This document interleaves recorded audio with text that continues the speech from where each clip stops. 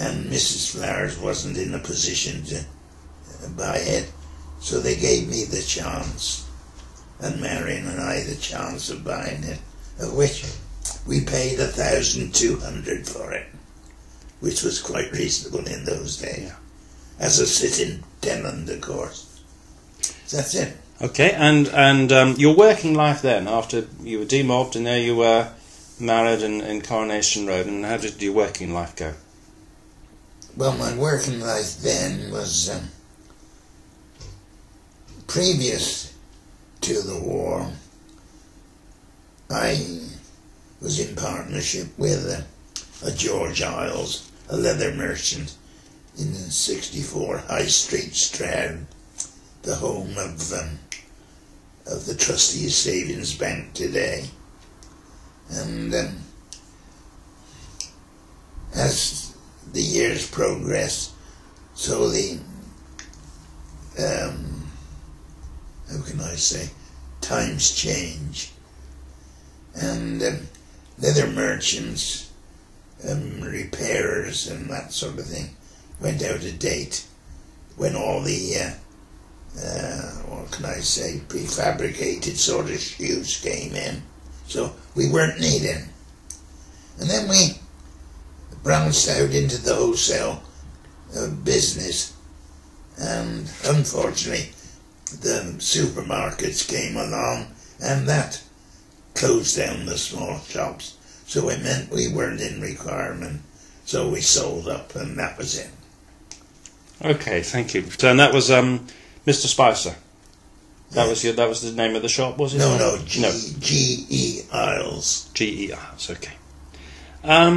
Right, thank you. And what has made Rodborough special for you, do you think? Well, it's my roots, isn't it? Yeah. You don't look further afield really when you stay there. No, it's my roots. Yeah. Did you did you ever have a favourite walk or a memorable route for taking you around the parish? In my younger days, I suppose, going up over Rodborough Common, all over there, it was quite close. No, Rodborough Common, I should say. And so, if I said, is there a specific place in Rodborough you have fond memories of? It would be the Common, would it? Looking at sunsets, I would say so, yeah. And the fort, yeah. Yeah. And you walked to the church. Was the Tabernacle your church? No. C of E. C of E, yeah. And Mary Magdalene.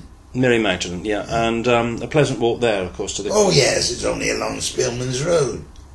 10 minutes walk. What was the congregation size and all that like in the old days?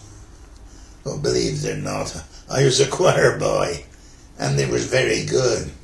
My headmaster of Rodborough School, Captain Forster, who lived next door, also attended the church, and he would keep an eye on us as well. But I was in the choir there until, as always with boys, your voice breaks, and you disappear from it. So it's a good-sized congregation, and oh, very good. Of course, there was morning service, afternoon Sunday school, and evening service. Then, of course, choir practice in the week. Oh, it was a busy time. Yeah. Yeah. And Christmas must have been beautiful there, I would have thought. Oh, very nice indeed. Very nice. Although far different than today's standards. It was all right. Yeah. Most enjoyable. And the services were well supported at Christmas, and a beautiful atmosphere in the church. Especially the midnight mass. And so lots of people who wouldn't normally go to church during the ordinary year would be there on Christmas Eve, even in the old days. Always, yeah. And Captain Forster, was it, or Foster? Sorry. I think his name was Forster, although he was called Foster. Yes. Forster. Now, he lived where I live now, is that That's right, yeah. Now, somebody told me, to do with the British Legion, that he'd lost a leg in World War I. Is that so? Not a leg, no.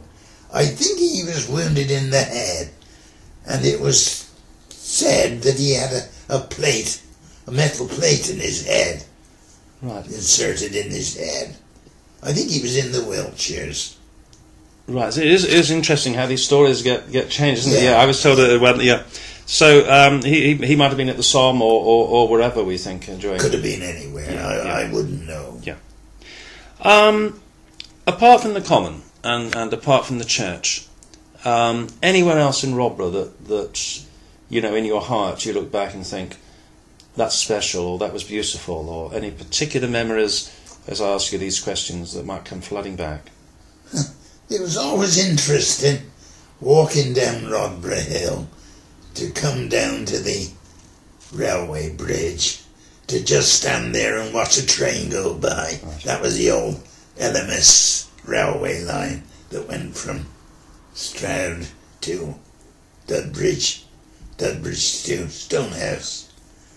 And is that the Dudbridge Donkey? Have I got That's that right? right, the Dudbridge Donk. So that would be a little tank engine or something, That's I right, suppose. Nothing large. So there must have been great. Now living in Rodborough, we can hear the traffic down on Dr. Newton's Way or whatever. But if we cast our mind back, I don't know, before the 1960s, even before the 1950s, so if we went before the Second World War or just after, we'd hear steam trains, we'd hear horses' hooves. Can you just go back there on terms of the sounds, perhaps? Oh, yes. At home, living where I lived, the coast guard grasped me out, it was well known that you could hear the vibrations of the trains as they came down. And particularly, we could always tell certain times of the day of what time it was by the vibration of the train at Chelford. Actually, the vibrations, you could feel it. So you could suddenly hear this vibration, not loud, just hear it. And you could say, oh, that's the 10 to 9 coming down the railway. It's got to Chelford. Right, so I mean, from your house you could pick that up. That's right. That's amazing. Yeah. So I think we were on the same